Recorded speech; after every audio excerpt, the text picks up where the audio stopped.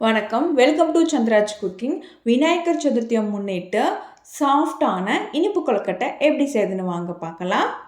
இனிப்பு கொழுக்கட்டை செய்ய ஒரு சாஸ்பேனில் 3/4 கப் பொடிச்ச வெல்லம் சேர்த்துக்கலாங்க. 3/4 கப் வெல்லத்துக்கு 1/2 கப் தண்ணி சேர்த்து ஜஸ்ட் 2 நிமிஷத்துக்கு ஸ்டவ்வில் வச்சு அதை கரைச்சி எடுத்துக்கலாங்க. இதுக்கு பாகுபதம் தேவையில்லை. பாருங்கள், இந்த அளவு நல்லா கரைஞ்சி வந்திருக்கணும். பாருங்கள், இந்த சுகர் சிரப் நல்லா கொதித்த பின்னாடி நம்ம எடுத்து வச்சுட்டு ஒரு பேனில் 1 டீஸ்பூன் நெய் சேர்த்துக்கலாங்க. நெய் சூடானது 1/4 கப் துருவன தேங்காயை சேர்த்துக்கலாங்க. ஃப்ரெஷ்ஷான தேங்காயாக சேர்த்துக்கலாங்க. தேங்காய் ஃப்ளேவர் பிடிக்குன்னா இன்னும் 2 டீஸ்பூன் சேர்த்துக்கலாங்க. மிதமான தீயில் வறுத்துக்கலாம். தேங்காயை இது போல் நெய்யில் வறுத்து நம்ம கொழுக்கட்டை செய்கிறப்போ ரொம்பவே டேஸ்ட்டாக இருக்குங்க. அதுபோல் சாஃப்டாகவும் இருக்கும். ரொம்ப நேரத்துக்கு தேங்காயை ரொம்ப நேரம் வறுக்க தேவையில்லைங்க. ஜஸ்ட் 1 நிமிஷம் வறுத்தா போதும். நம்ம ஆல்ரெடி கரைச்சி வச்சுருந்த வெள்ளைப்பாகை சேர்த்துக்கலாம். சேர்த்து ஒரு வாட்டி கலந்து விட்டுறலாங்க. இந்த வெள்ளைப்பாகை ரொம்ப நேரம் கொதிக்க வைக்க தேவையில்லைங்க. 2 ஏலக்காயை பொடிச்சு சேர்த்துக்கலாங்க வாசத்துக்காக. நல்லா ஒரு வாட்டி மிக்ஸ் பண்ணி விட்டு பதப்படுத்தினா பச்சரிசி மாவு 1 கப் எடுத்துக்கலாங்க. ஸ்டவ்வை சிம்மில் வச்சு ஒரு சைடு நம்ம கலந்து விட்டுட்டே கொஞ்சம் கொஞ்சமாக மாவு சேர்த்து கட்டி இல்லாமல் கலந்து எடுத்துக்கலாங்க. இது போல் செய்கிறப்ப நமக்கு எந்த விதமான கட்டிகள் பிடிக்காதுங்க. மாவை நல்லா கலந்துட்டு கொஞ்சம் கொஞ்சமாக சேர்த்துக்கலாம். ஸ்டவ்வை கண்டிப்பாக ஸ்லோ ஃப்ளேமில் வச்சுக்கோங்க. பாருங்கள், இது போல் நமக்கு மாவு நல்லா கலந்து விட்ட பிறகு ஸ்டவ் ஆஃப் பண்ணிக்கலாங்க. பாருங்கள், தண்ணி குறைவாகவும் இல்லை அதிகமாகவும் சேர்க்கலை. கரெக்டான பதத்துக்கு நமக்கு கொழுக்கட்டை மாவு கிடச்சிருக்கு.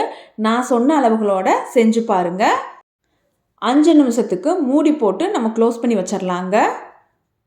பாருங்கள், 5 நிமிஷம் ஆயிடுச்சு. இப்போ ஓப்பன் பண்ணி பார்க்கலாம். இதை நல்லா ஒரு வாட்டி கலந்து விட்டுறலாங்க. கலந்து விட்டு கை பொறுக்கிற சூடு வந்ததும் சப்பாத்தி மாவு பதத்துக்கு பிசைஞ்சு எடுத்துக்கலாங்க. மாவு பாருங்கள் எவ்வளோ சாஃப்டாக இருக்குன்னு. கையில் கொஞ்சமாக நெய் அல்லது எண்ணெய் தேய்ச்சிட்டு மாவை பிசைஞ்சு விட்டு நம்ம உருண்டைகள் பிடிக்க ஸ்டார்ட் பண்ணிடலாங்க. நமக்கு விருப்பமுள்ள அளவு உருண்டை சேர்த்து விரலால் ஜஸ்ட் ஒரு ப்ரெஷ் பண்ணால் பிடி கொழுக்கட்டை ஷேப் வந்துடுங்க.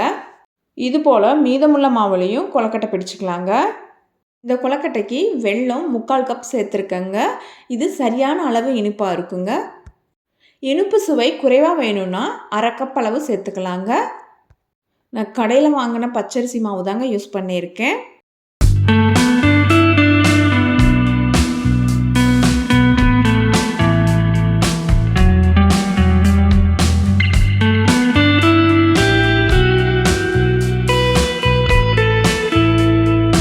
பாருங்கள், எல்லா மாவுலையும் கொழுக்கட்டை செய்து முடிச்சாச்சு.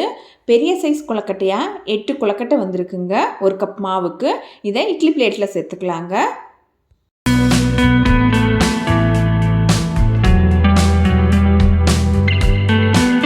இட்லி பாத்திரத்தில் 2 கப் தண்ணி சேர்த்து தண்ணி சூடானதும் எடுத்து வச்சுருந்தா கொழுக்கட்டை பிளேட்டை சேர்த்துக்கலாங்க.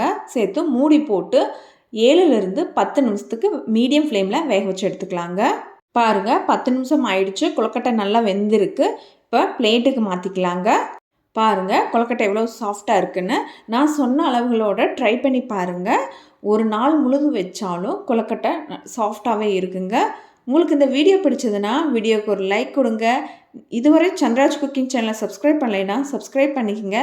தேங்க்ஸ் ஃபார் வாட்சிங். தேங்க்யூ.